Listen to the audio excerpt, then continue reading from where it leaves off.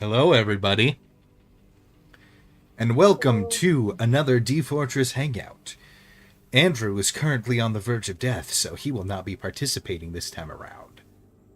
And I am still working on the dungeon that the oddities will be heading to. Almost done.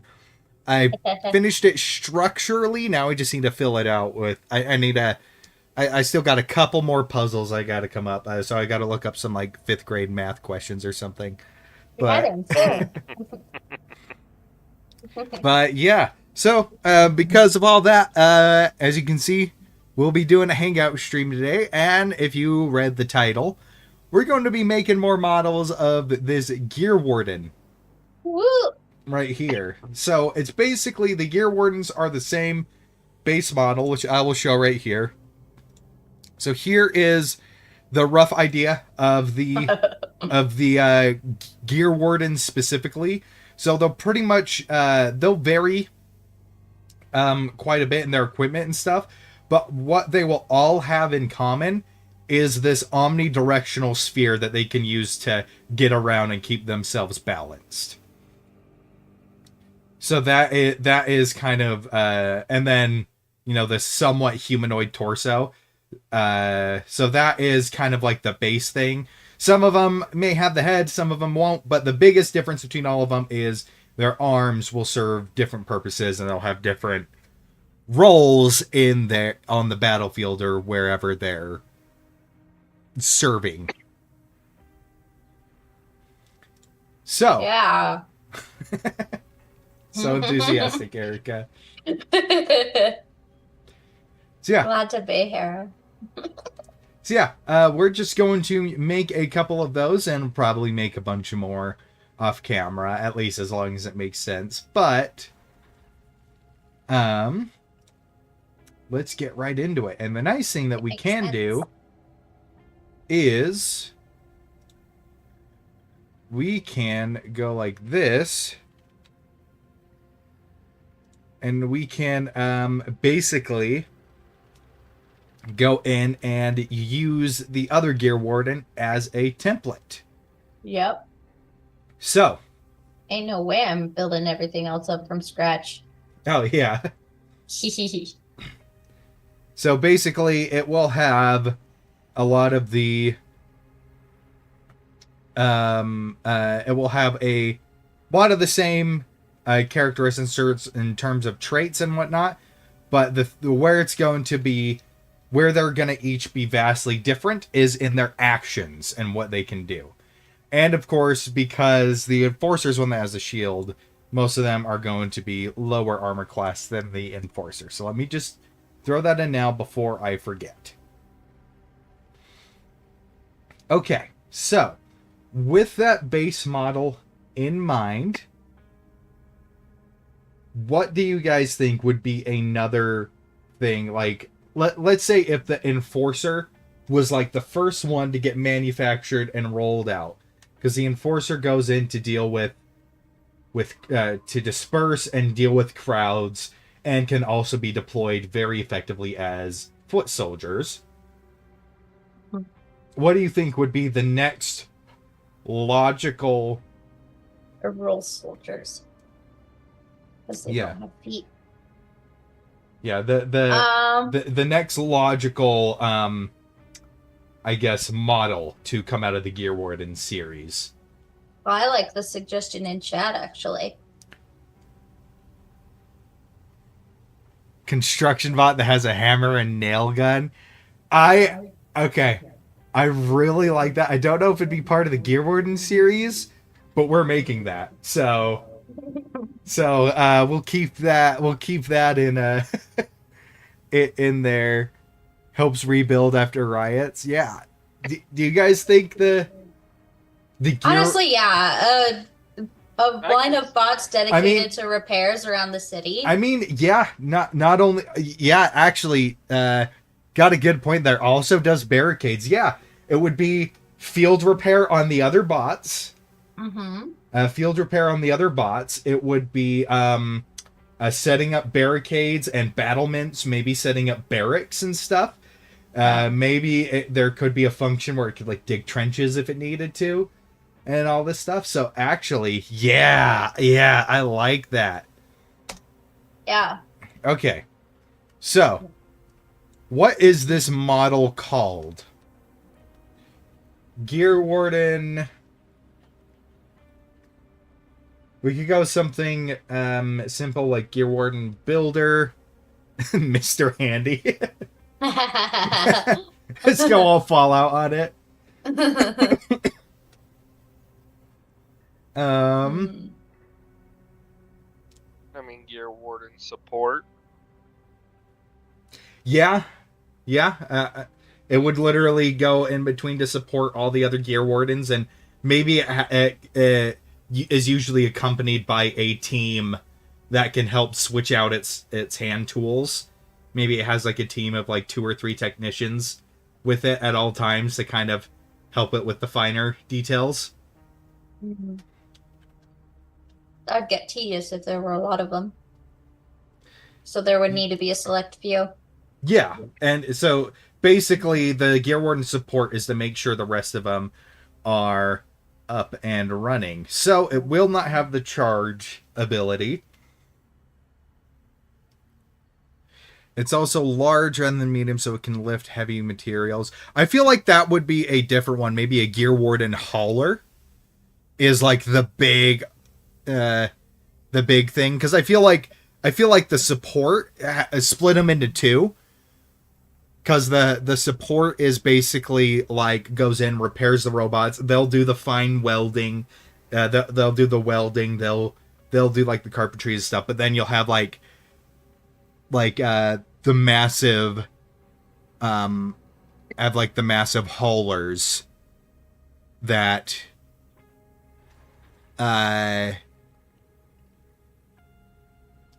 oh, what if there's like 2 versions of Gearwardens? You have like the normal Gearwardens, and then you have the I don't know what I'd call it, but like the large version of the Gearwardens. So rather than being a medium-sized creature on one orb, it's like instead it's when it's large or bigger, it's got like 4 legs, I guess, that go out, and then the end of each of those legs is the omnidirectional orbs. Like look at this. The I feel like that wouldn't give him any traction, depending on the orb.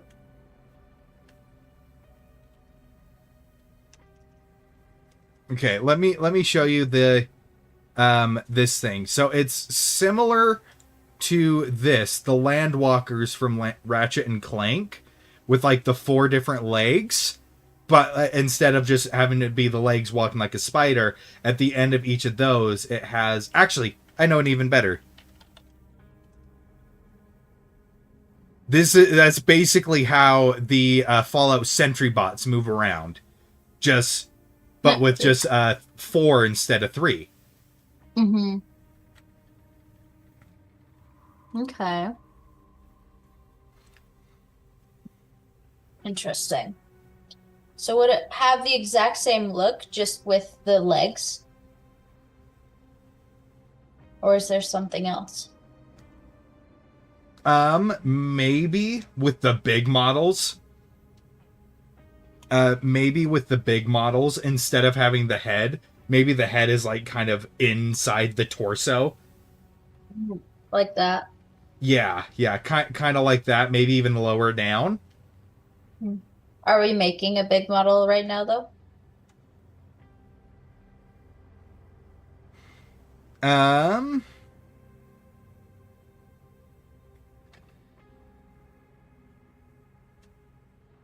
Yeah, let's do it. Yippee!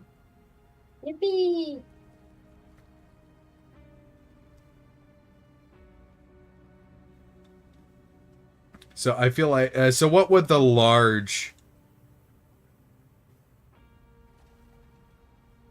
what would like the large models of Gearwarden be? It's like Gearwarden,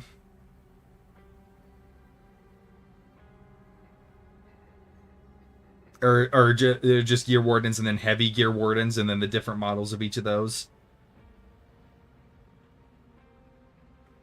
solid gear. Heavy metal.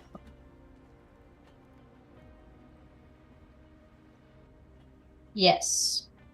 To answer your question. Yeah, heavy Gearwarden. Yeah. Okay.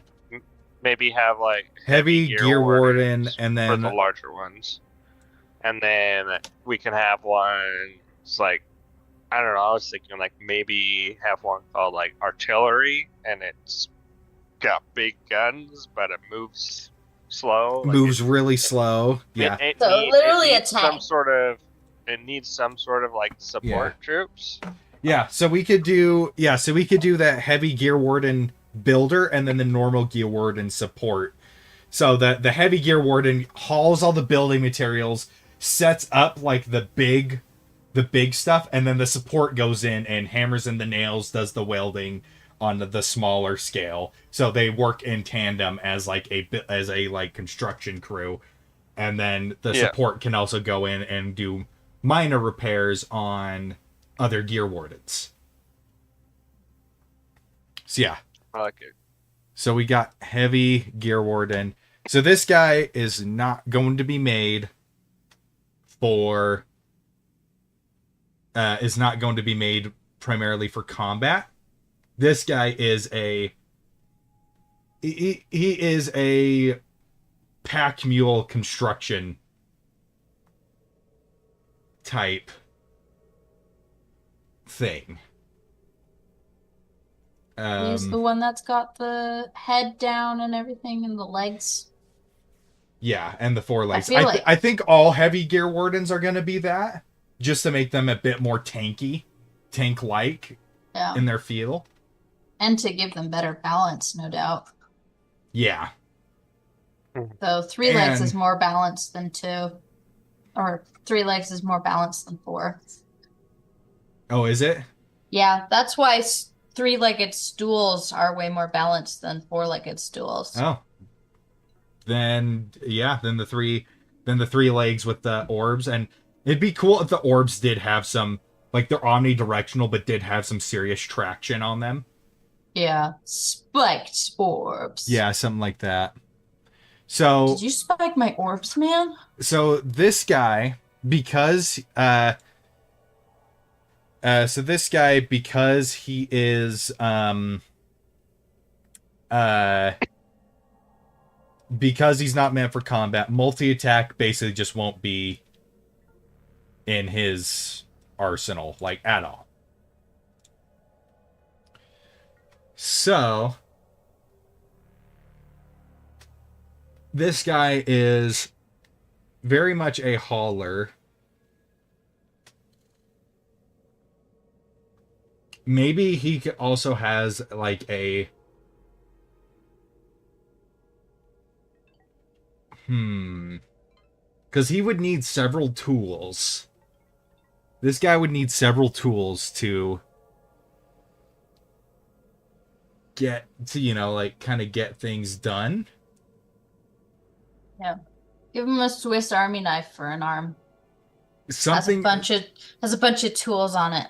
Something like that, or maybe he can like as an action, like he's got one arm that is a hand, so he can be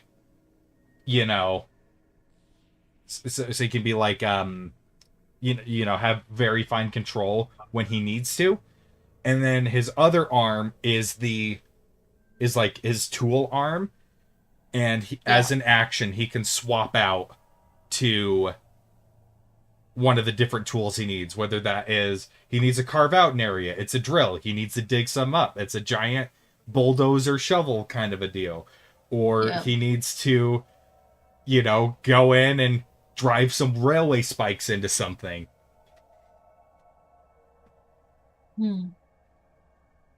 Very strong either way. Yeah, so it would do, just due to sheer size, it would do a decent amount of damage, but he would not get multi-attack, and his action economy is there, and he's also pretty darn slow. Yeah, I was Like, what if we gave him like a trait or something? We can call it like a heavy attack, where it can't attack with advantage or disadvantage, but it adds like an extra D10 of damage or D8 or something like that.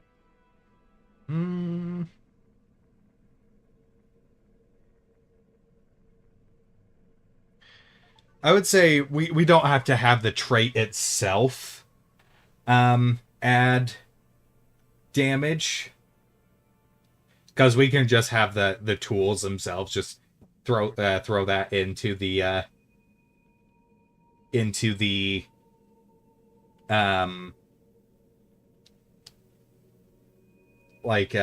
throw that into the actual actions. Yeah. But I feel like that would be one thing that would be interesting, is we could give it a trait called maybe like slow and loud, and it can't get any advantage on any attack rolls. Yeah. Because I like that idea, because it's like, oh no, you're knocked prone, but this thing isn't meant to, go in for the kill and go in super fast. It's gonna, if it has a shrill, it's gonna. If it hits you, it's gonna hurt. It's gonna hurt, but you'll have plenty of time to get out of the way. And so yeah. I'm thinking high damage, but it can't get advantage on attack rolls, and it has a pretty low bonus to hit. Yeah. Okay, so let's go with bold italicize. What should we call it? It can't do stealth. Yeah. I'm pretty sure that's a given. Okay, but yeah, what do we call this thing? I want a different.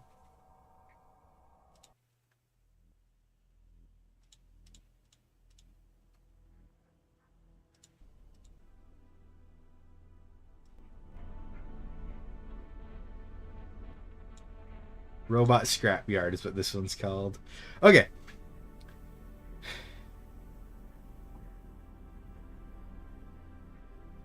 I think Gearwarden Hauler.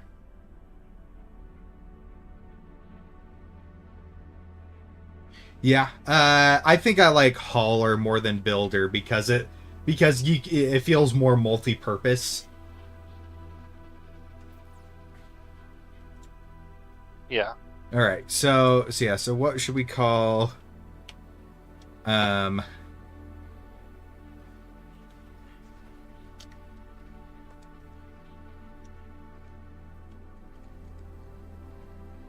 built for utility.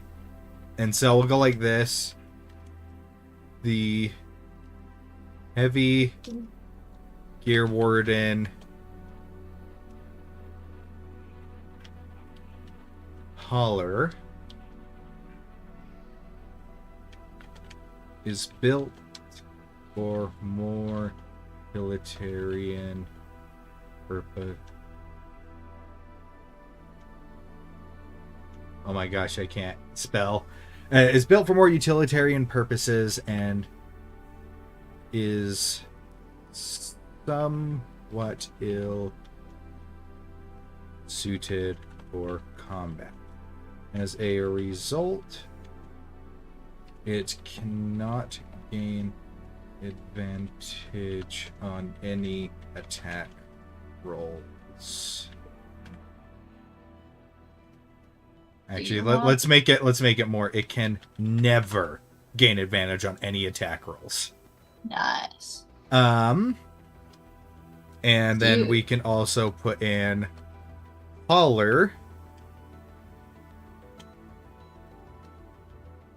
And then I want to see what the let's see. D&D 5e carrying capacity. I want to see what it is. All right, your carrying capacity, your strength sword multiplied by 15. Let's see.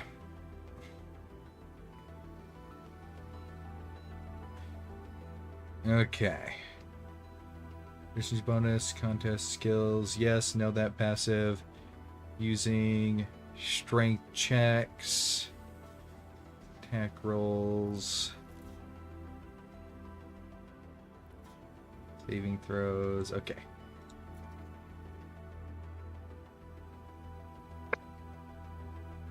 Because I know it changes based off of that thing changes based off of your size.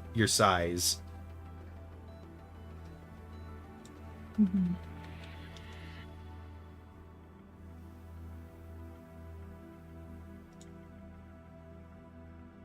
Let's see.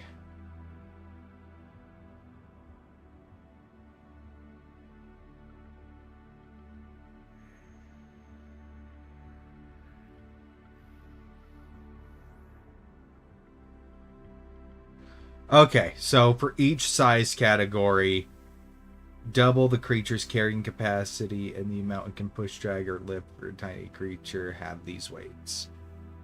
Let's see. Okay, so it's 15. So this thing has got to be really strong. So let's just put it up to 25 strength. 25 strength. So it's 15 times. So 25 times 15, 375. And then double it because it's large. Its base carry capacity would be 750, but I feel like because it's saying it has a special ability,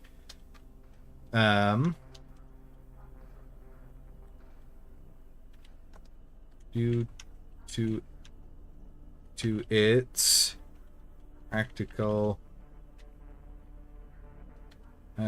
or due to its clever, compact,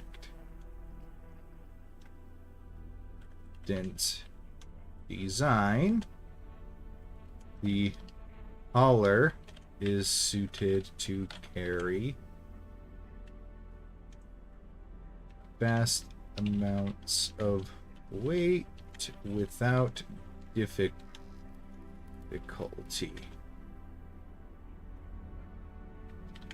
The hauler can carry up to, let's see, what would be a good like weight thing? Maybe like a ton, 2,000 pounds. Yeah, that sounds great. 2,000 pounds without being encumbered. There we go.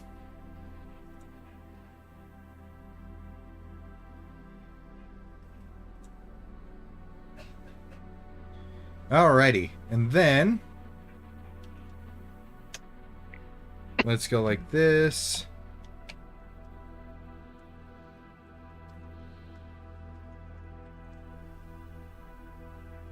Action. Right tool for the job.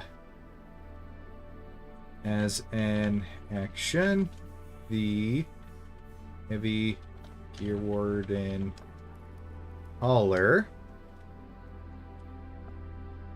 can use its free hand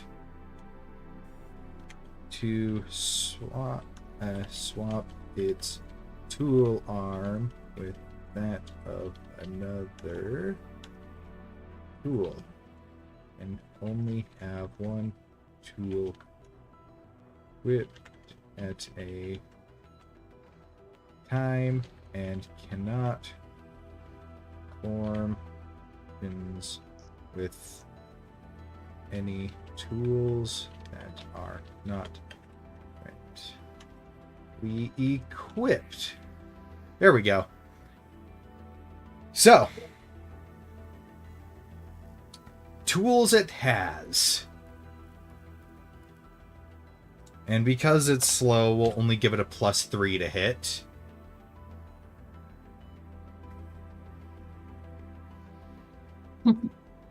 You'll only miss if you're monumentally bad. So, yes, drill is one.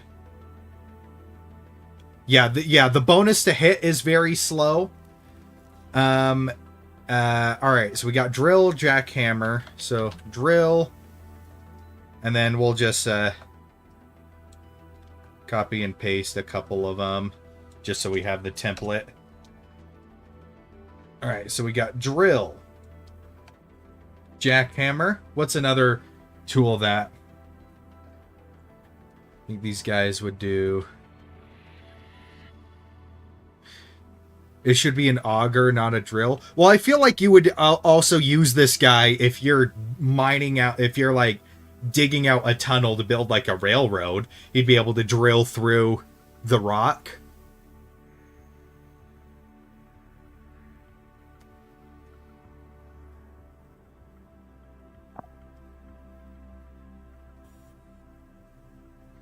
But yeah, other tools.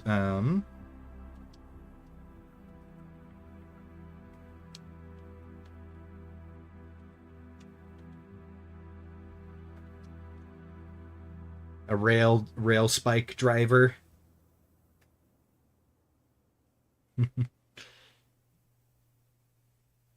Alright, any other tools that this guy should have in his arsenal? Maybe a...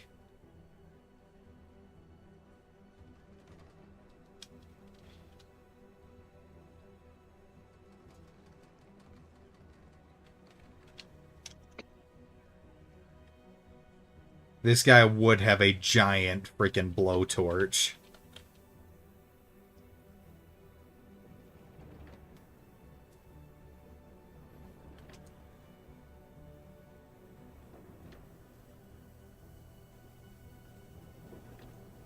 As one of his arms or just a part of his arms? As one of his tool arms that he could swap out. Nice. Although the jackhammer and the drill kind of accomplish the same thing, because you could use a jackhammer to break apart stone and rock too. And if you were going to drill out a tunnel, yeah, if you were gonna drill out a tunnel, you'd use a giant drill to do that, not just a medium-sized drill on a good thing. So yeah. Yeah, so the jackhammer, like the jackhammer vibe, yeah, it seems a bit more metal. All right, then should we? So we got jackhammer, rail spike driver, which will be a ranged one, and then a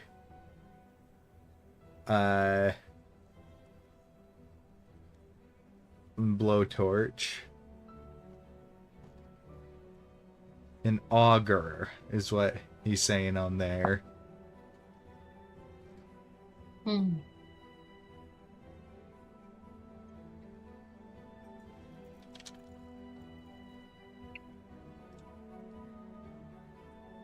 Auger is great for moving lots of dirt. That is very true. Very true. And then these guys could probably be set up to have a ton of like shipping crate style things strapped to them, and then he could basically use his free hand to pick those up, because the hand has got to be pretty big, but allow for finite movement. But I like the fact I like to think that he'd be able to pick up like a shipping crate and just stow it on his back, and maybe stack some on top of where his head would be. Okay. So we got these 4 tools. So the auger.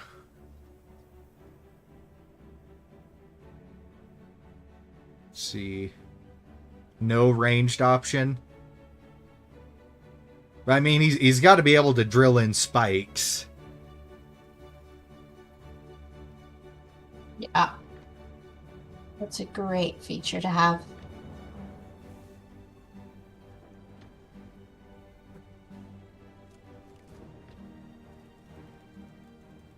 They don't need a range up, and save that from our battle-based one. Well, yes, but they need to be able to throw in big old spikes and stakes. Spikes and stakes when they need to, and it's not like they're going to be, you know, swapping to it quite a bit, because it takes a full action to swap to another tool.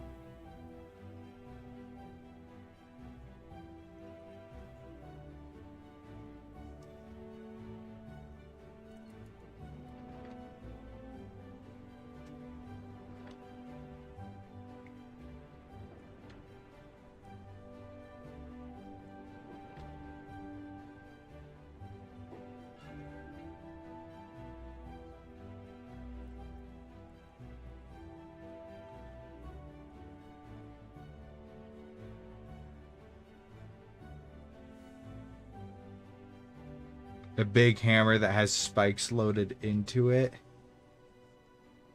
Nice. Ah, fair enough.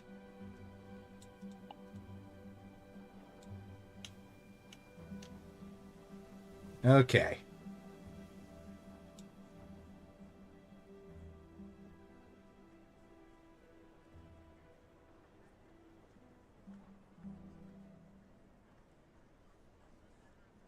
It wouldn't be launching rail spikes in functional uses. Fair enough. Fair enough. What do you think, Bentley?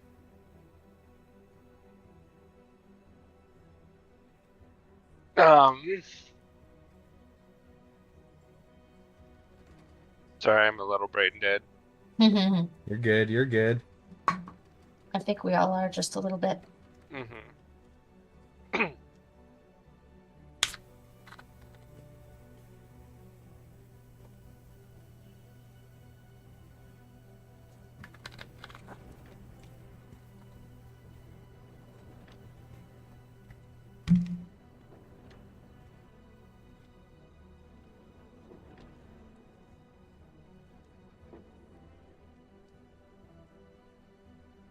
These ones are large, right? Yeah. Oh yeah, they are.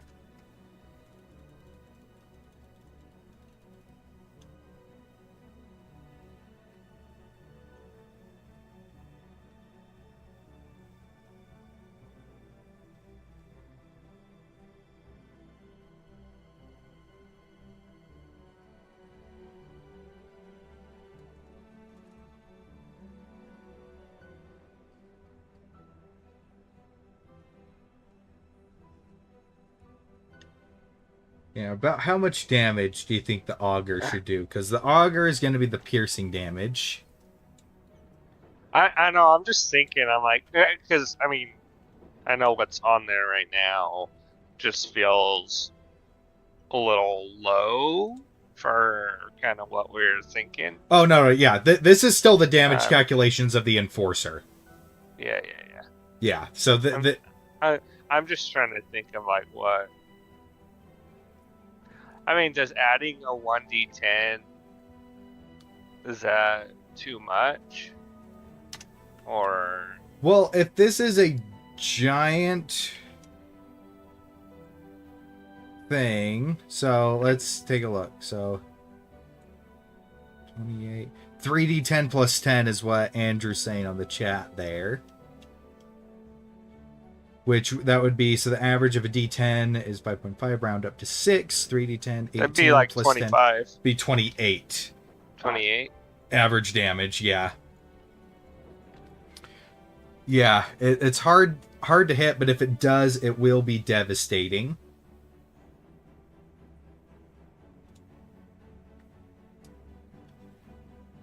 And then the jackhammer should it just be the same damage but bludgeoning? Nah, I feel like it should be 4d8 plus 10, which average, that's 5, 30. And then the blowtorch Hitting with the blowtorch should do...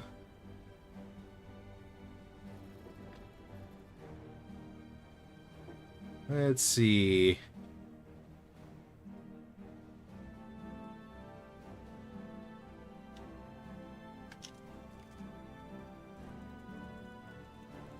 Six... No.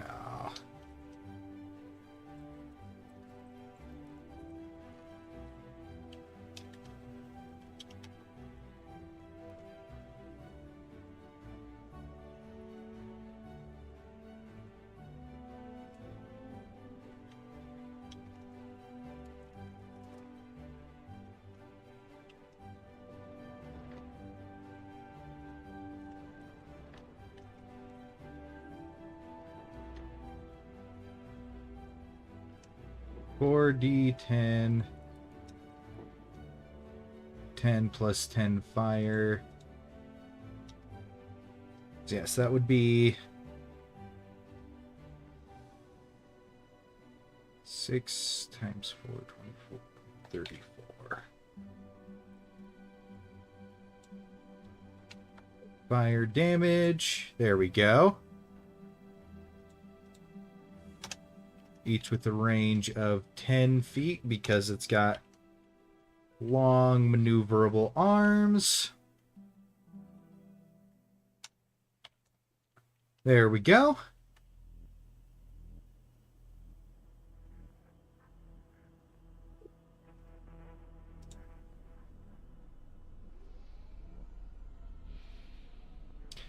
And then, if all else fails,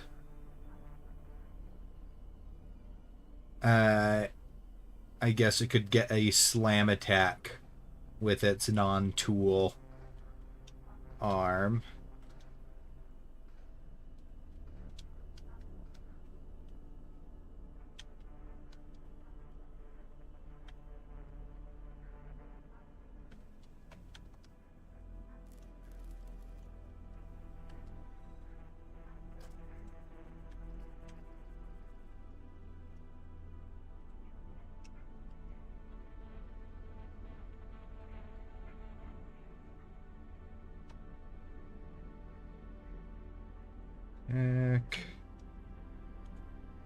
Plus 3. Hit. Reach 10 feet. 1 target. Hit. And this one will be the weakest of the attacks, if it literally has no tools left.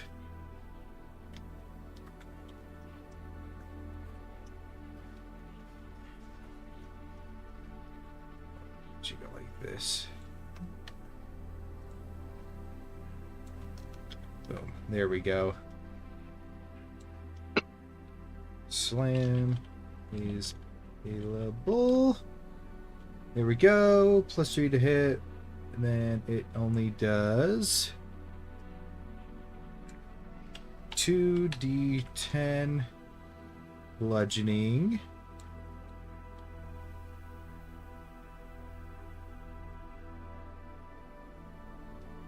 Which is an average of 12. There we go.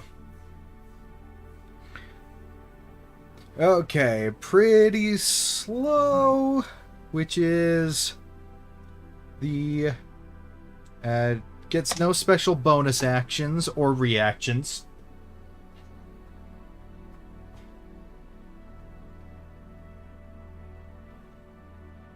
All right.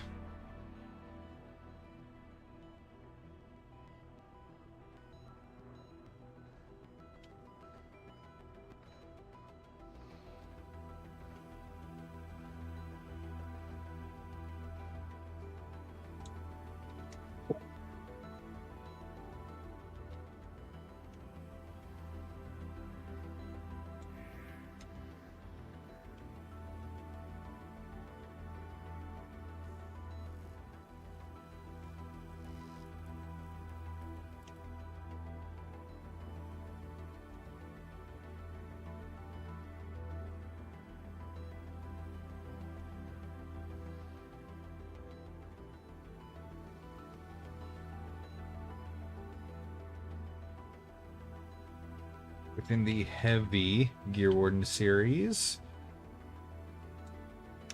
The hauler is a large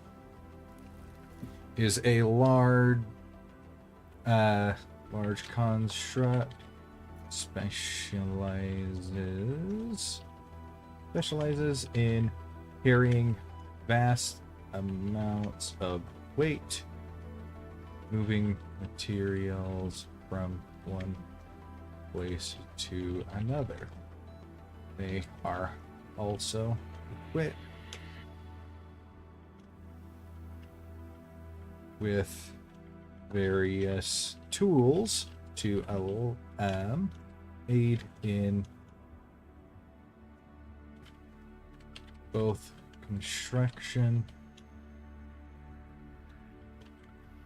and demolition.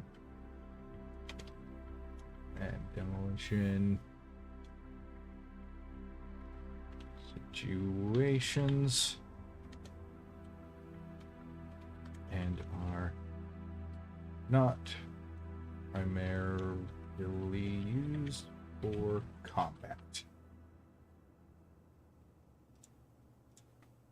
There we go. Okay. Now, we've gotten that. This guy is big, so he's beefy.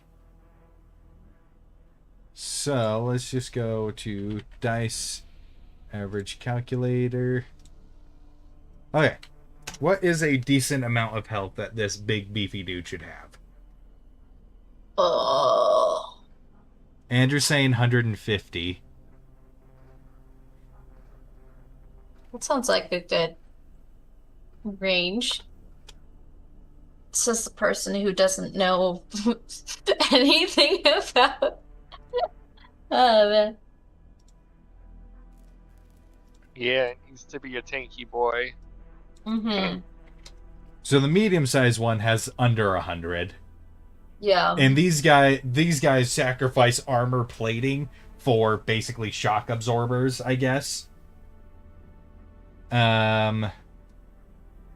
So 20, 10 plus 40.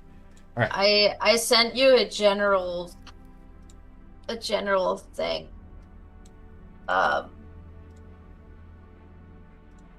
Yeah, that is actually pretty much what I was thinking in my head. That works very, very well. Yeah. Sweet. Yeah, pretty much like that. That's very rough. Yeah. The one thing I would say maybe I was thinking differently is it's like maybe not even have like a head like at all. Maybe just have it like maybe it's like a cage or something, and like you can see like where the eyes would be like in that cage kind of a thing. Yeah, I can do that. Yeah. But yeah, that's almost exactly what I was picturing. Sweet. Okay, AC of 17. It's I would say this guy sacrificing some metal plating, some armor plating would go down to 15, I guess. Yeah, because he's meant to carry a lot, not be pierced or things like that. Where the ones that are more combat focused could stay 17, and then 19 if they have some sort of shield. Mm-hmm. Initiative bonus. He's gonna have low dex. Literally only 16 or 6 dexterity, 24 constitution, and then for all of them it's 10 across the board for the mental stats, because they're not dumb, but they're not smart either. They're not autonomous. They're not thinking. They are fully unsentient beings. Okay. So yeah. So with that, let's go into the CR calculator. This is... Nope. We want this one. Okay. So, hit points has 150. AC of 15. It is large.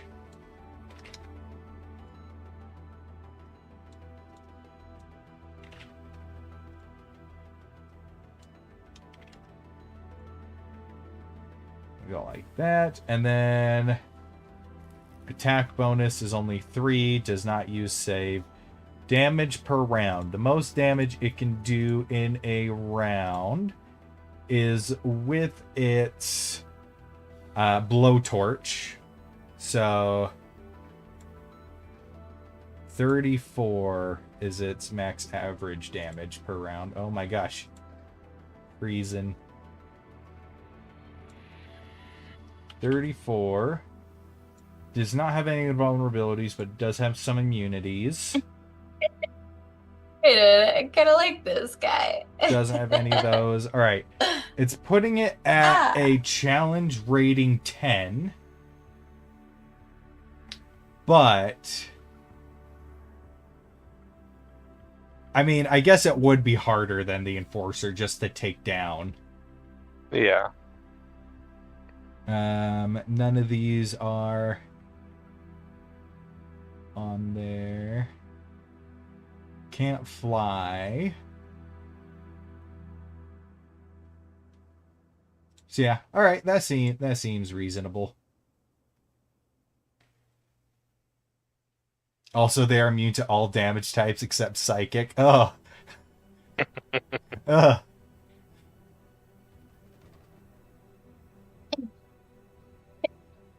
Oh wait, did I? Okay, yeah, I put AC to 15.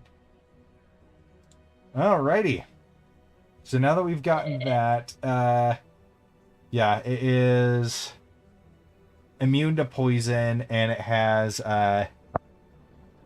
resistance to piercing and slashing from non-magical attacks, but bludgeoning damage works just fine on them.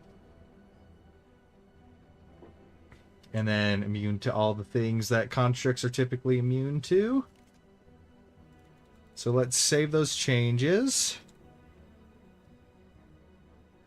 Whatever languages this operator knows. And then this movement. This is a slow boy, so he only gets a... He only gets a 20-foot walk speed. There we go. Alright, I think that is pretty done for him. Nice. Okay. So...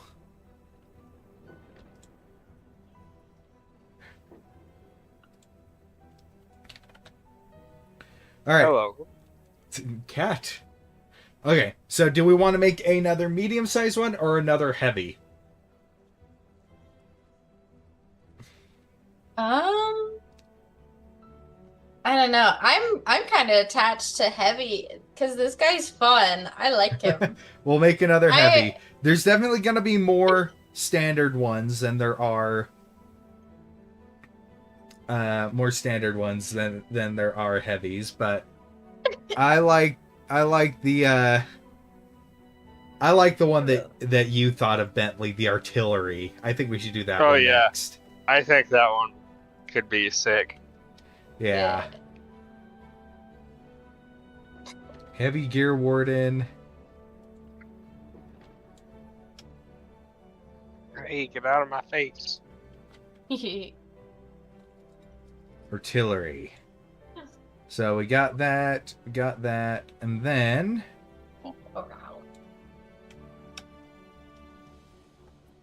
Right.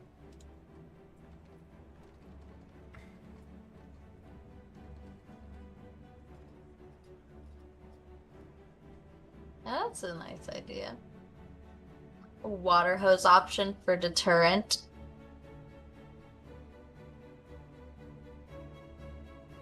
Well,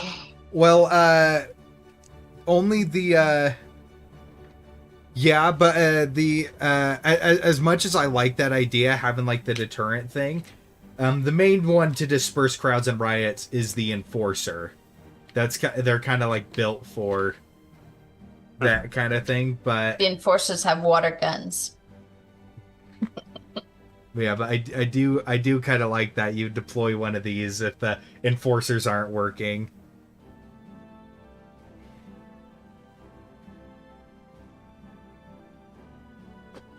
And it's gonna need some enforcers to kind of, give it What some if support. on top of the hose to push people back, it's got some crowd control artillery, like mustard gas type stuff, tear gas. Mm-hmm. Interesting. I like that idea. Okay. So, does it have any passive abilities that are always active, like or that it can do, like the enforcer is able to do a special thing if it moves in a straight line towards somebody, and then the hauler can't ever get advantage on attack rolls, and also can haul a huge amount of weight. Would this one have any sort of unique? Yes, I did not mean mustard gas by controlling. Yeah, not mustard gas. Tear gas is what it is. Maybe this is too busted, but I was gonna say, like, doesn't have disadvantage on the longer range hits. Are you thinking like a sniper? No, not. I was thinking more along the lines of like mortar. Well, those ones wouldn't be attack rolls. Those would be saving throws that it'd be doing. If it was firing mortars, then it doesn't need advantage or disadvantage because it's going to be forcing people to make saving throws with those. True.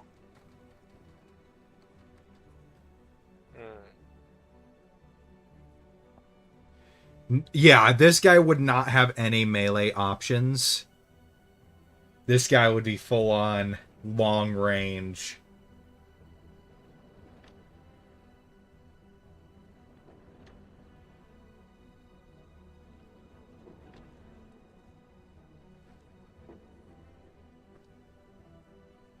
Well, once again, it needs to push away with water or shoot at disadvantage. Yes, but a lot of the mortar fire is saving throw based.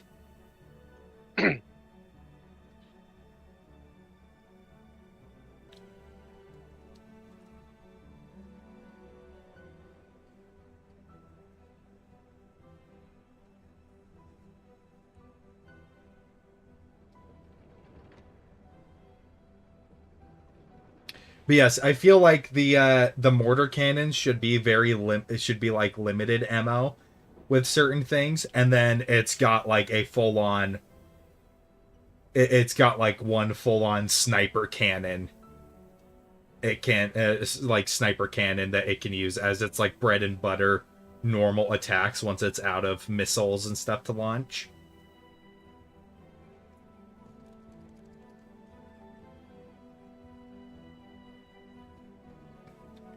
Because that would be a really cool encounter.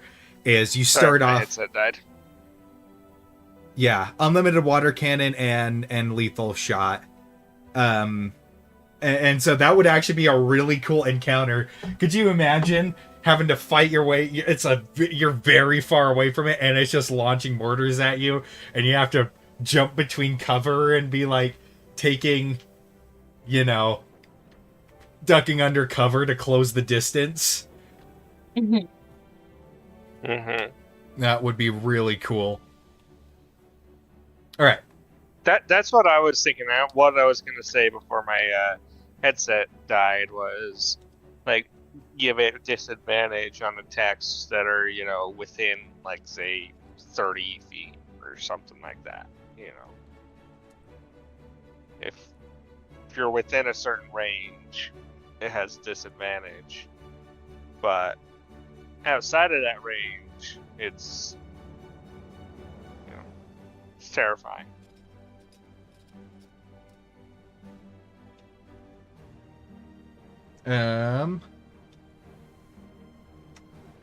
Yeah, we'll do that, and I like the idea Andrew just put in there too. So first thing we're gonna do is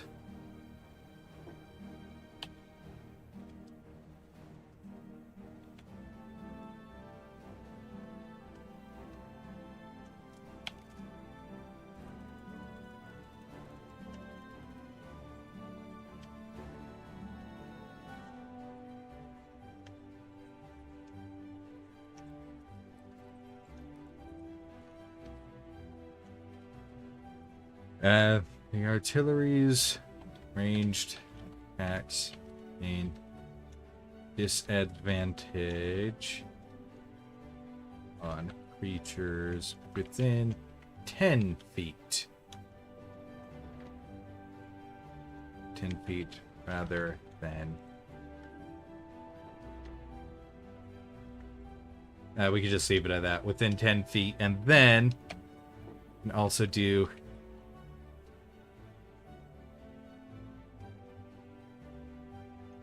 piercing shot, which is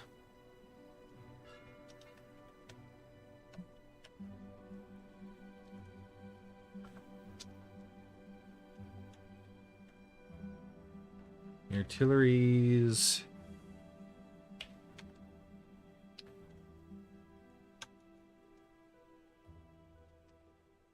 long shot ignores half,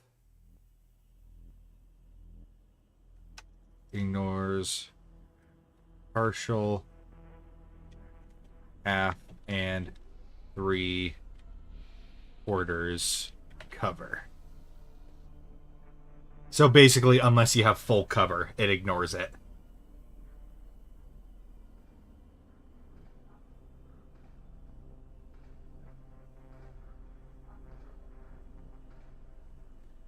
Can pierce through 1 foot of wood, or 6 inches of stone, or 3 inches of metal.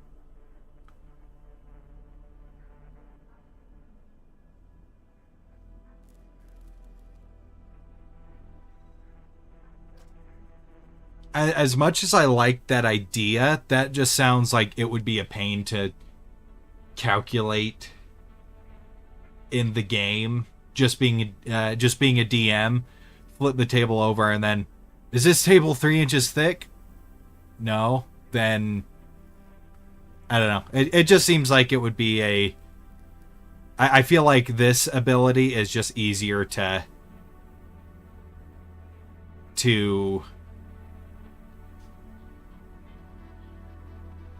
portray that piercing cover. I mean, it can't hurt to also include it.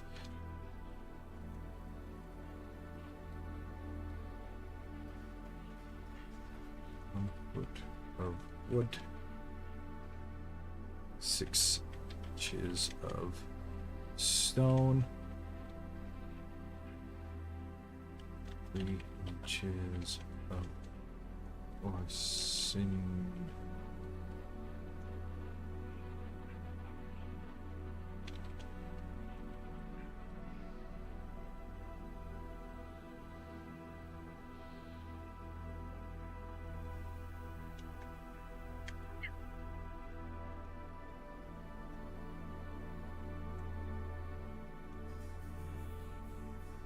As if they weren't there. Okay.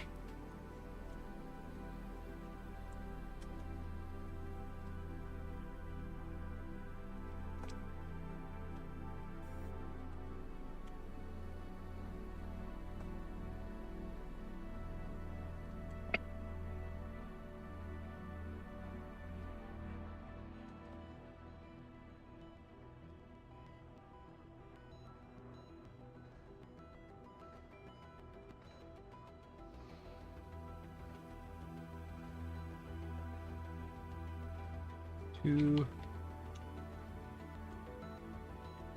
No, hold on. Let me do it. I make 2 long shot multi attacks, or replace 1 long shot with a hose spray. Place 1 long shot with a hose spray. Then cannot use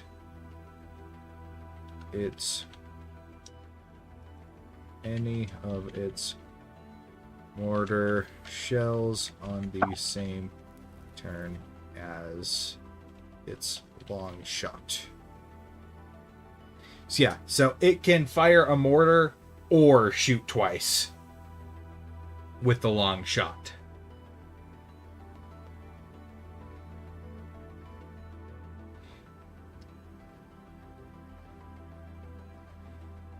And then it can replace one of its long shot attacks with the hose spray.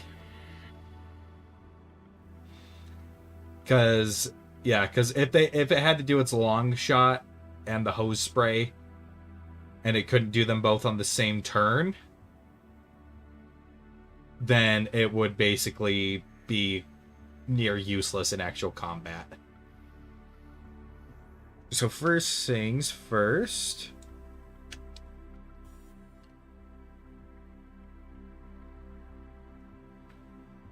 Long shot. Ranged weapon attack. This is a very scary boy. So the Enforcer gets a plus... the Enforcer gets a +5 to hit on all its attacks, and that's like your bread and butter basic. If this is like the pinnacle of destructive power, I would say it should get a +8 or 9 to hit. Because this is the only attack roll it's doing. Yeah. The rest of it's going to be saving throws. Yeah, let's do a +8 to hit. Then... hold on, I need to see how the range attacks are formatted.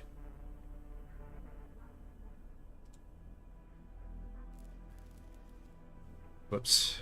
Yeah, I just need to see how they're how the range attacks are formatted. So we'll just pull up a bandit. Okay. Ranged attack roll.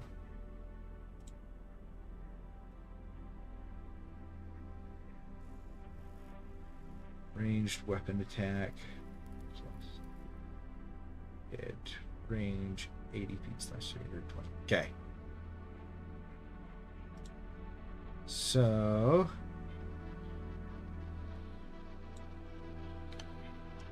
range 200 feet / 800 feet. One target on a hit, it will do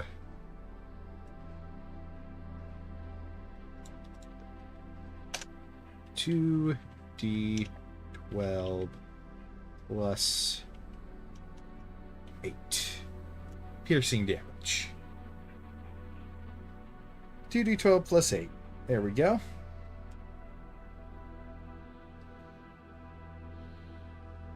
Then something with a cone ability. What is something that has a cone ability? The dragons do. They've got a cone ability. Let's just see how the breath attack is formatted on there.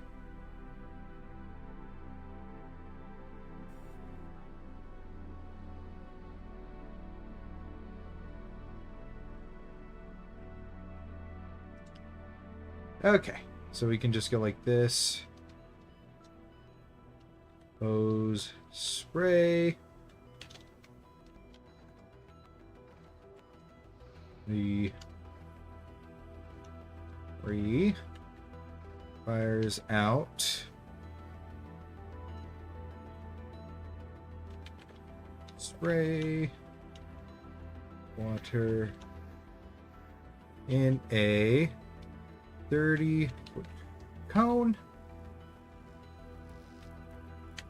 to deter enemies. Each creature within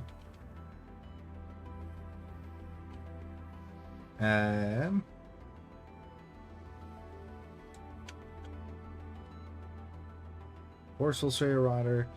Each creature within the cone must succeed on a DC 16 strength saving throw or be pushed up to 15 feet away from the heavy Gearwarden artillery. There we go. And then, now we can get into the fun stuff. It's mortars. So,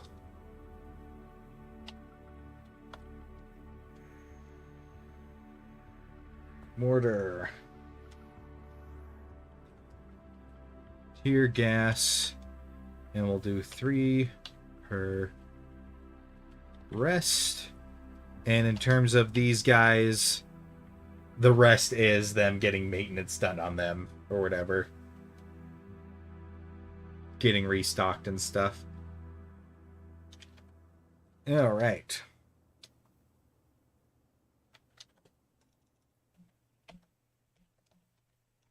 Why is it still... I turned off the bold and stuff.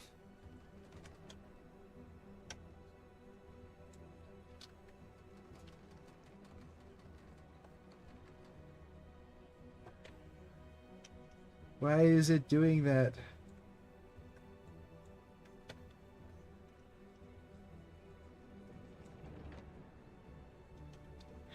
Okay, what if I do this?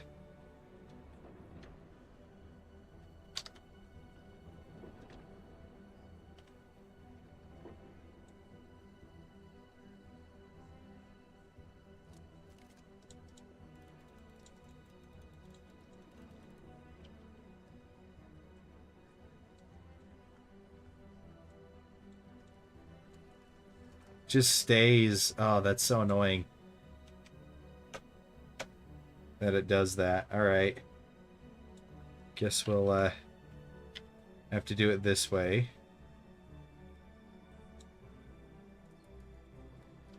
Which is... okay.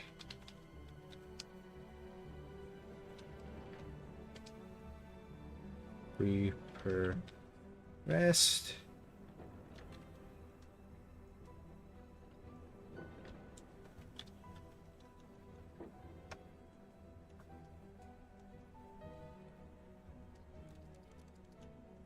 Why? Oh my gosh, why does this website do this to me? This is so annoying.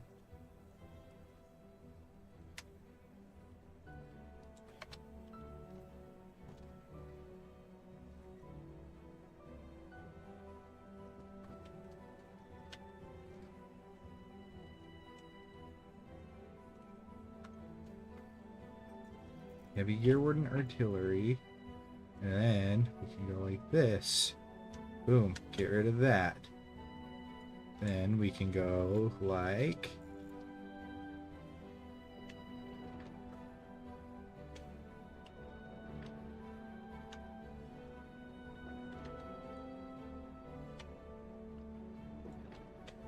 or I can use a space.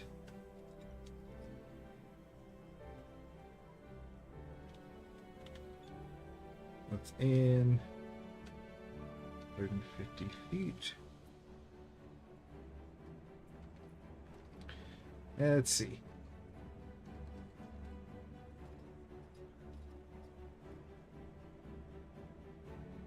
Okay. I can choose a space within 150 feet.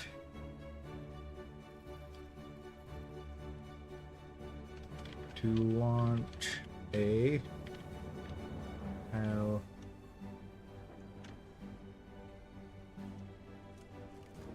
tile concoction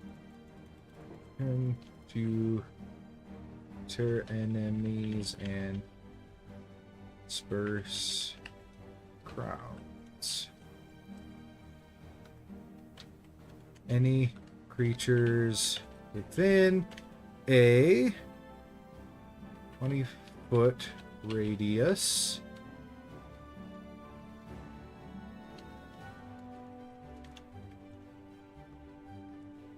within a 20-foot radius must succeed on a DC 16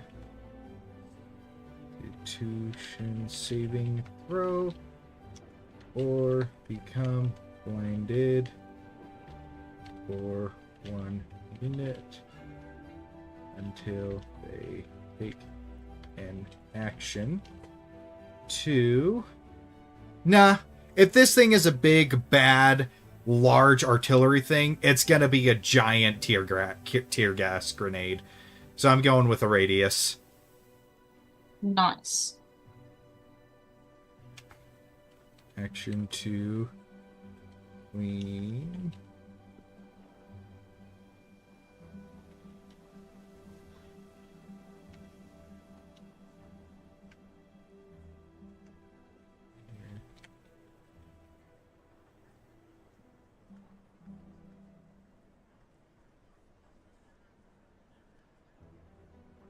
So 40-foot sphere.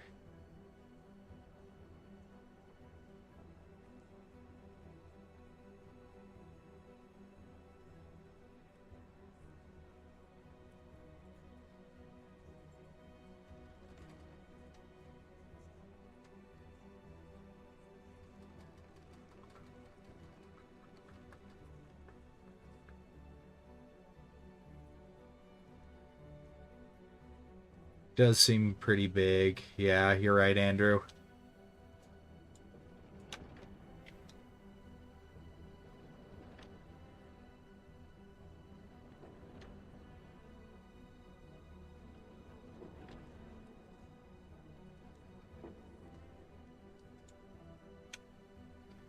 I just want to see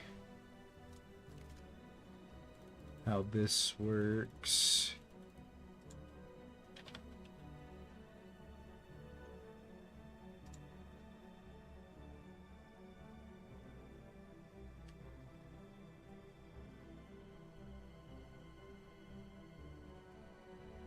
Foot radius.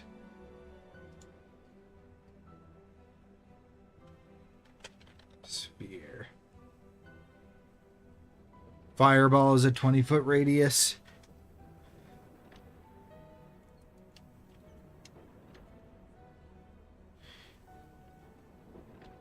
Nah, if this guy is a big thing and his whole thing is artillery and he's meant to disperse, if you're sending this guy out to deal with a crowd and not just the war zone, if he's going out to help the enforcers with the crowd, you're dealing with a serious big crowd and you need a big boom of tear gas. So yeah, 20-foot radius sphere. All right. Mortar. And let's just go mortar. Shrapnel.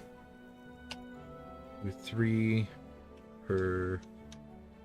Let's make this one... A shrapnel one would probably be a smaller radius. So let's give him more of these. And make them slightly weaker.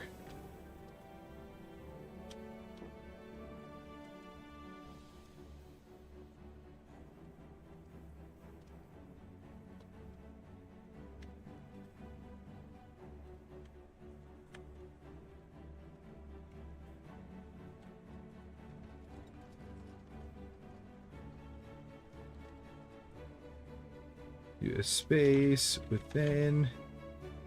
Alright. Feel like if this is a smaller grenade, though, he'd be able to shoot it farther, too.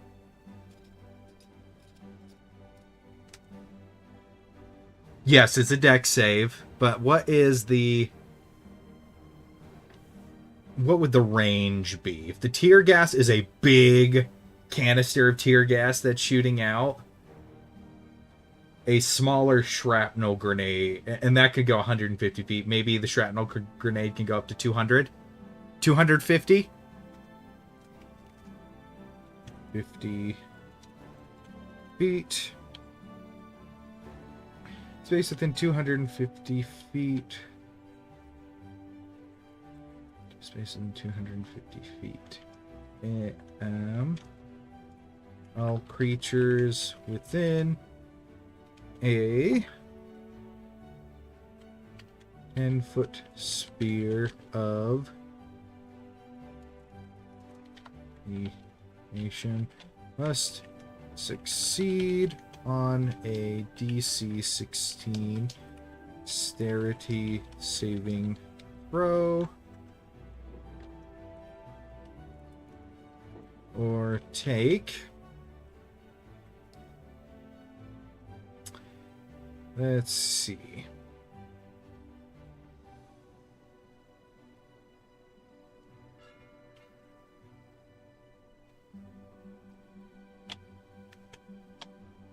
three D6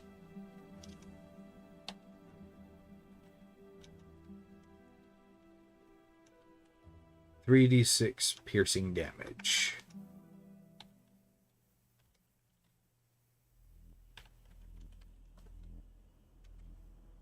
Damage for half as much on a successful save. So this thing is its weakest one, but it is very long reach and is kind of meant to whittle down smaller troops and enemies. So this is like the minion killer. If there's an army of goblins coming in, it'll just launch a bunch of these out.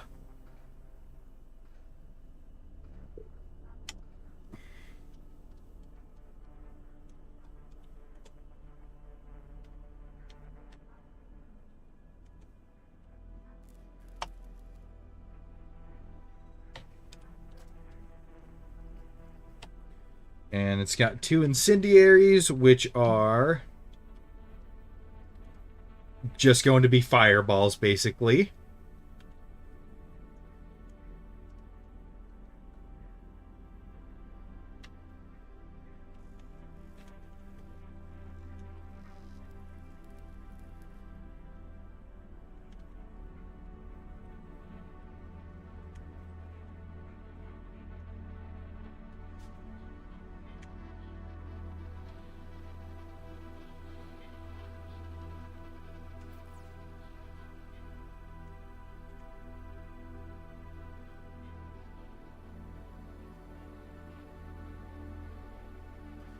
Must succeed on a DC 16 dexterity saving throw or take. How much damage does this do? 8d6. Take 8d6, so the average of a d6 4 32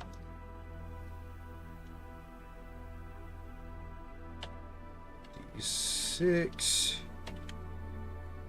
fire damage. Okay.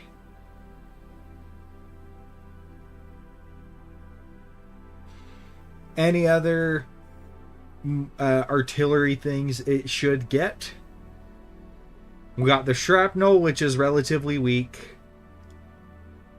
The incendiary, which is really strong.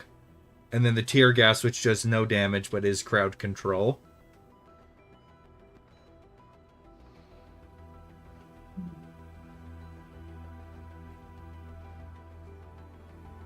You think 1 incendiary?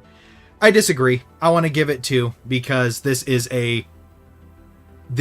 meant to be a beast. Like, we're talking challenge rating 10 to 14 is what I'm shooting for in this. This is not like the Enforcers. The Enforcers are very much the mass-produced kind of things with it. But these big, heavy Gearwardens, especially the artillery, this is meant to dominate a battlefield. This is meant to wage war on your behalf. You can use it to disperse crowds, but this is also meant to,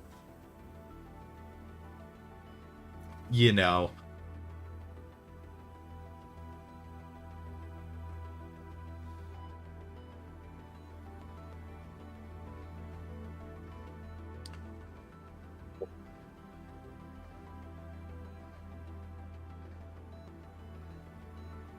Because having literally 2 incendiaries is literally the exact same level of power as a level 5 wizard.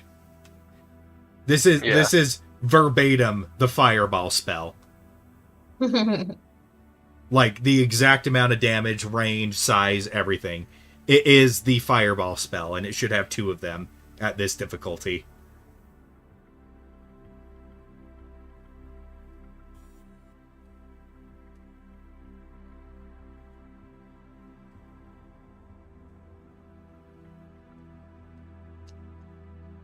Okay, but should it have any other... If it was huge, I'd say we'd give it more. But as a large creature, I think that would be enough for it to haul around. Mm-hmm.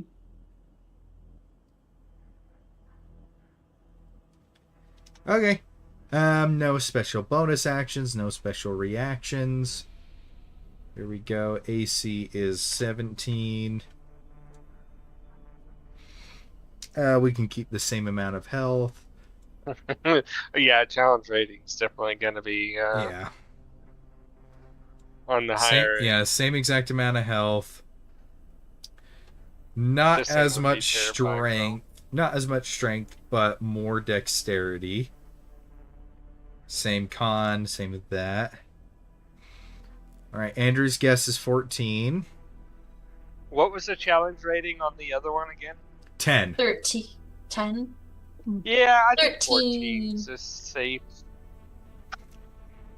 Well, let's see. The most damage it can do on a turn is 32, but it has to... But when it's AoE abilities, you want to do it as if it was hitting 2 creatures at once. So 64 average damage. Got the same things. Attack bonuses. It's got a save DC. Its save is 16. Can do 64. 150 large. All the rest of that is the same. Wait, armor class is... Oh, armor class is 17. Yeah.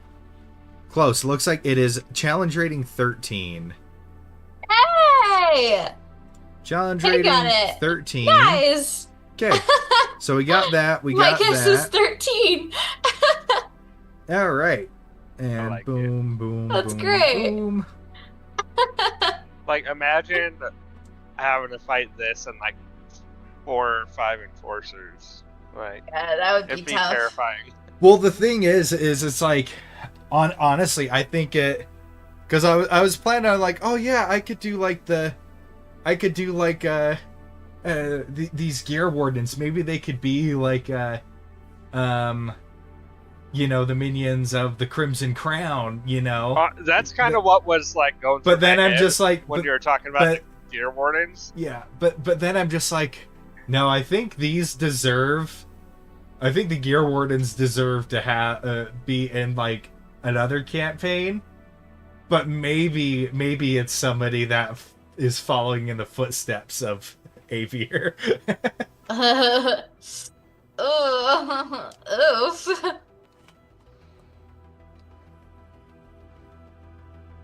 I definitely wouldn't be involved in that.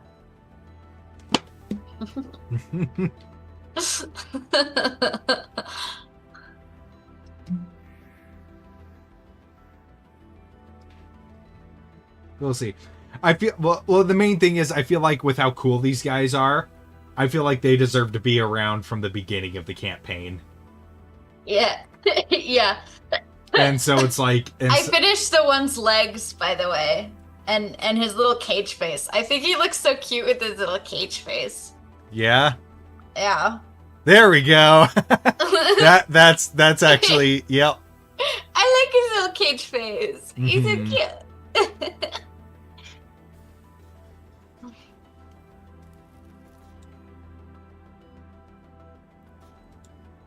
Okay.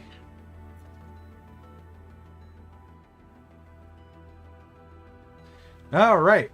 So we got that guy, the artillery. Let's make another.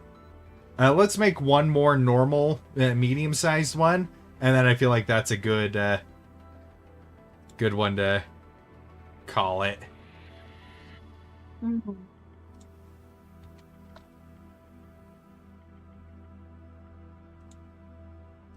Alright, so Gearwarden. So we got the Enforcer. I want another combatant, though.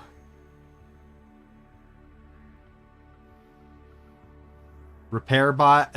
Let's make another combatant first.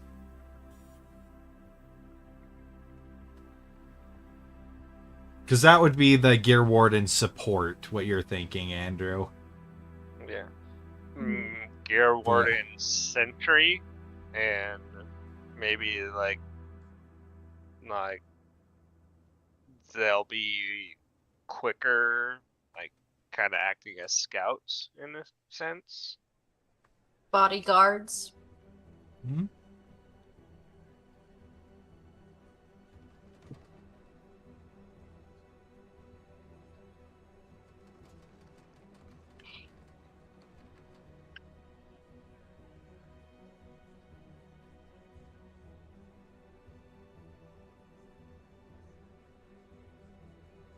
Lightweight with batons. Or we could go with more of an assault one. Probably one arm is a blade and the other one Like a SWAT team member. Yeah.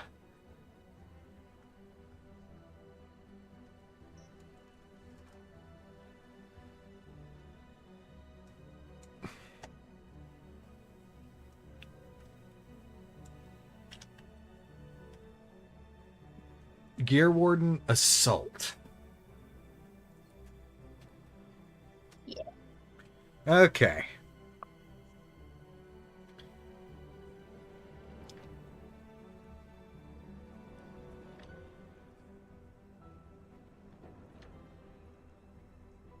Nah, just Gearwarden Assault, because the quote assaulterer. No.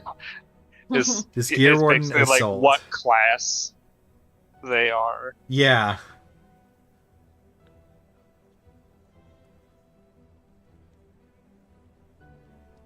Demolition. And maybe this guy could be even weaker than the Enforcer. This guy could be probably the most basic of them. So maybe even like less health, cheaper materials.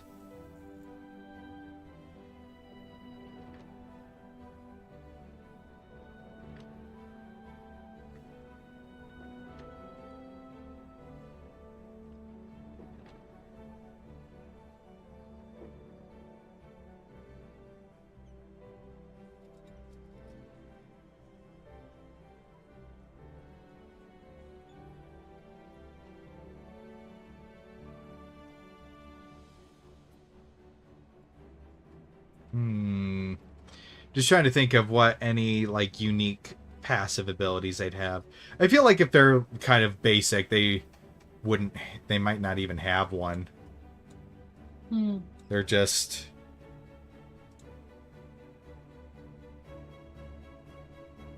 Or like, I mean, assault makes it sound like they're definitely just geared towards the offensive, not necessarily the defensive. So maybe like they have multi-attack, but they can also they get a third attack as well or something. They can use a bonus action to attack. What circumstances would these guys be used? Literally in combat scenarios. You need to clear a building, you send those guys in. You need to wipe out a camp, you send those guys in. Maybe they blow up when defeated. I would say probably not, because that doesn't sound very cost effective as being able to go in and fix one up that's damaged. That sounds like it would get very expensive very fast.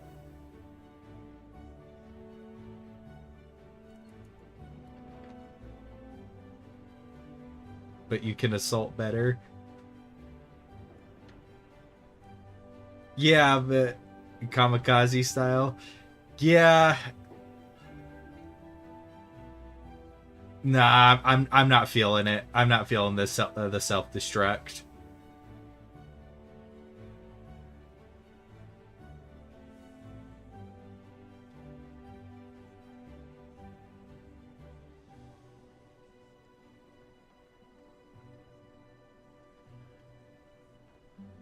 Let's see.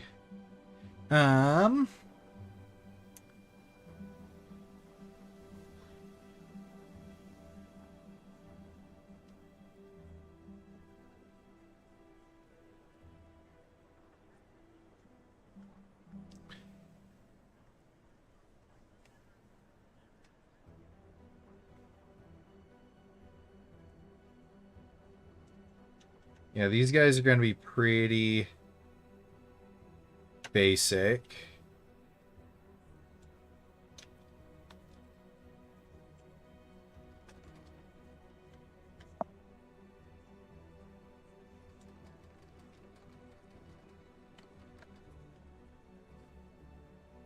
Five to hit. Let's just make these a bit weaker than the Enforcer. 1d10 plus 5 slashing damage. And 1d8 plus 5 piercing damage. So 1d10, 11.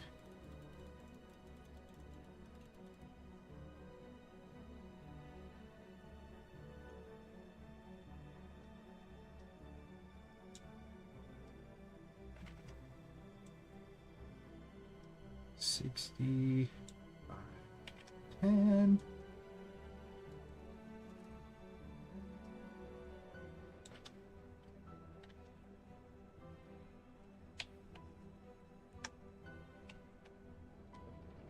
Assault, give them a taser baton? No, not these guys. The assault is literally you are going in to kill your targets.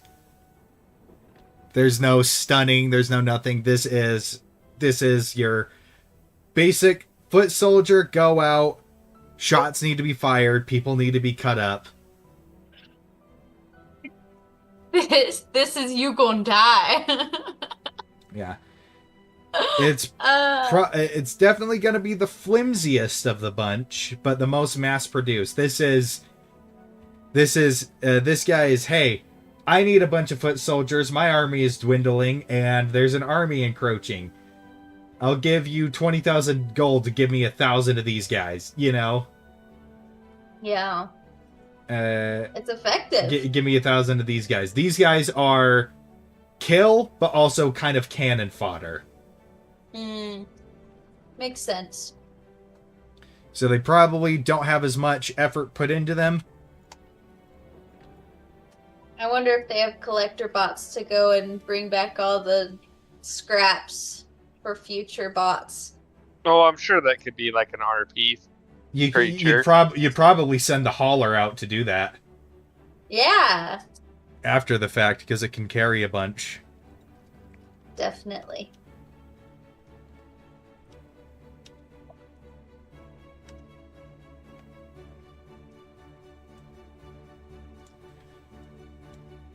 $70 hit points? Is that too low? I was thinking like 60. Yeah.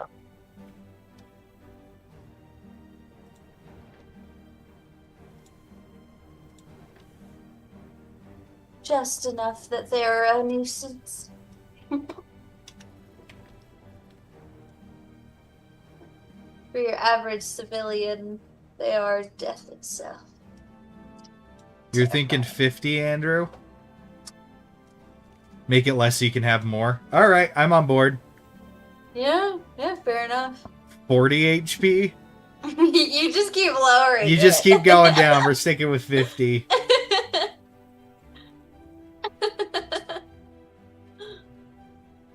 Why 40? 20 HP, but double the amount of 20 HP, but double it and give it to the next person. Oh my gosh.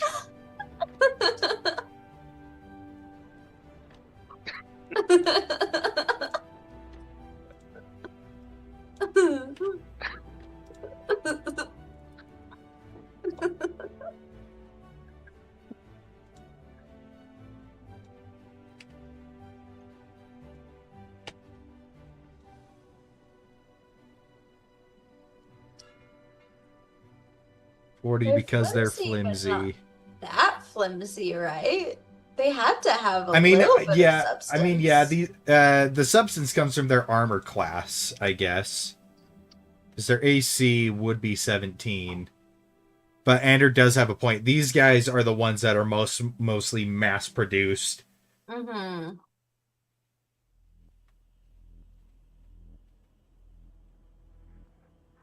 So yeah, and then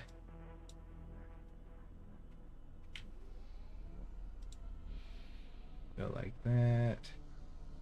Maybe give them a higher dex score and lower con? I don't know. Just 14s across the board. Yeah. Why do you keep going down, Andrew? Your negotiating skills are sinking. No.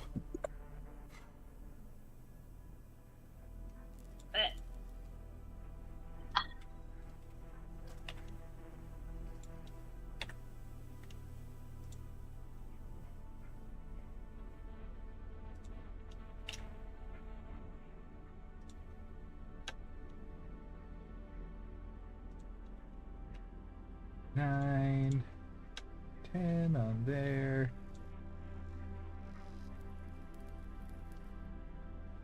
When you're comparing them to the walrus people. Yeah, but the walrus people are blubber boys. These are robots. Robots.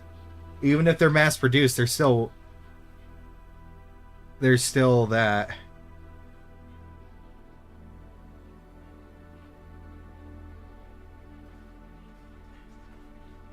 Well, yeah, it's harder for harder to fight many if their health is super high. Yeah, for lower level parties, but once the higher level parties start fighting them. That's the thing. You want it to be difficult, but then once you're at level 10, level 12, you can mow down a room of 12 of these guys, no problem.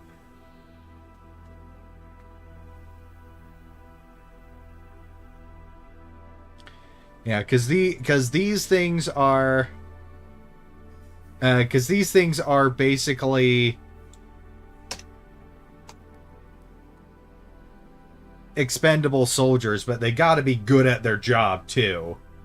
Because if they're folding, if your average bandit can kill them, if they're because look at it this way, if your average bandit could kill them in a single turn or 2 turns, then it's probably not worth the money spending on these. It's not a good product to be for kings and queens and stuff to buy, because this isn't because it's like if you look at this compared to like your average competent soldier.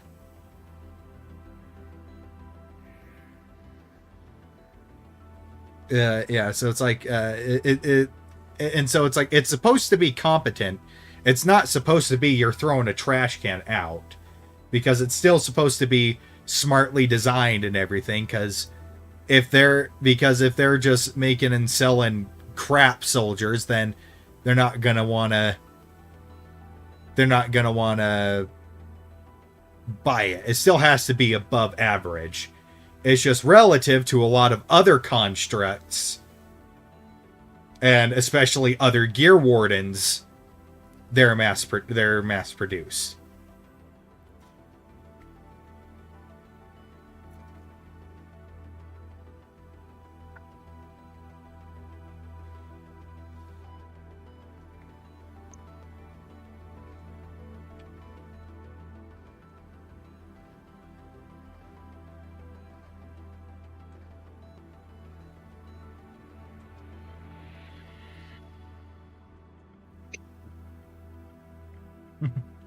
Full Power Rangers mech. Oh, yeah.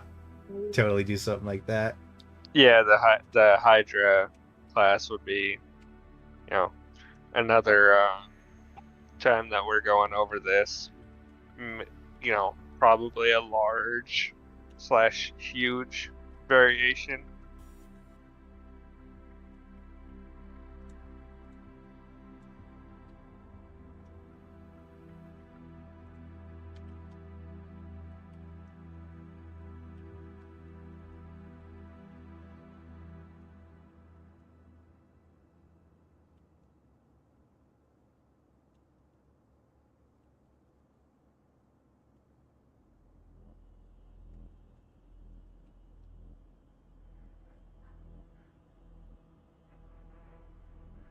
Mm.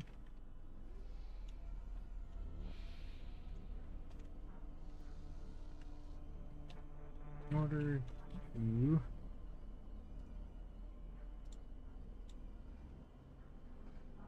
There, a construct within the Gearwardens series. The Assault is built for close quarters combat. They feature no deterrence or crowd control and are primarily used for killing.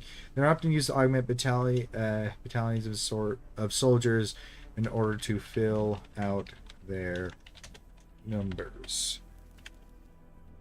They are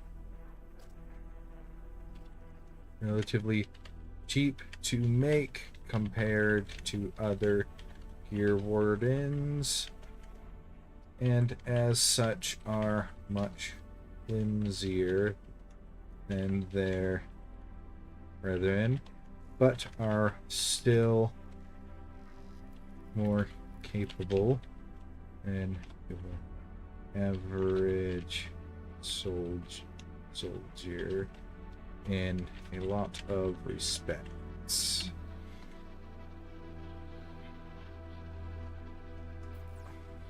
There we go.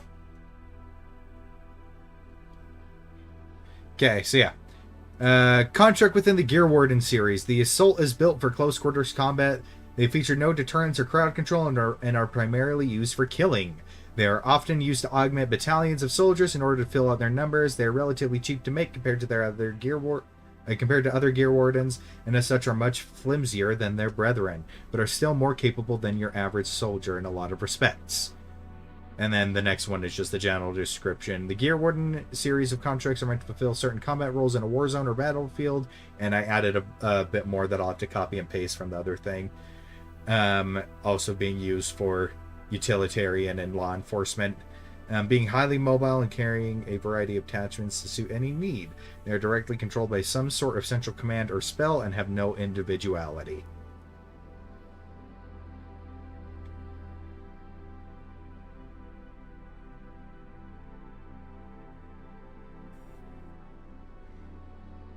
So yeah, there we go.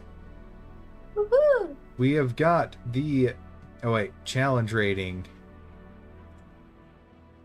So health, we have 40. It is medium. Constitution is 14.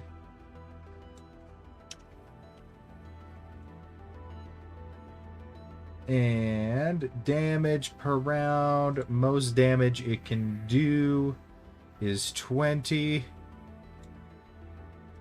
Name that movie, it's iRobot. 20. Attack bonus is 4.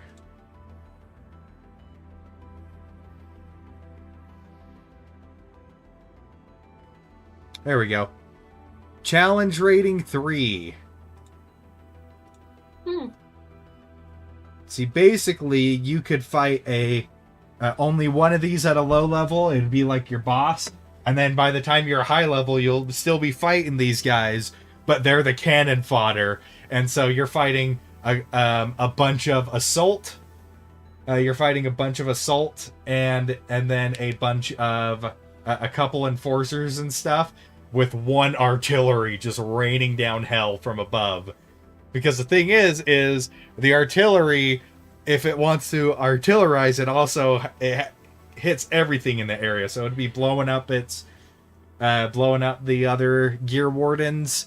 And yeah, so you could set up a lot of really cool encounters with different combinations of each of these things at tons of different levels. That's awesome. Because it's, yeah, they got a lot of health, but I mean, it's a lot of hit points on the battlefield, but we've seen that even a level 7-8 party can dish out some serious damage when they want to. So, yeah, I'm happy with that. All right, but that is where we are going to call it, because we're all slowly dying. Thank you all to everybody who tuned in, lurking or otherwise. Thank you to Tabletop Audio for allowing us to use this incredible background music. And of course, thank you to our wonderful patrons, D4Fan and Brennan, at the Paragon tier on Patreon. You help us be able to make all this stuff, and you're also helping me make all my side projects for D-Fourtress also happen. We greatly appreciate your support, and yeah, look forward to being able to make some more stuff for y'all. But for now, that is going to be it from us. We are going to go shut our brains off now. Thank you, and bye-bye.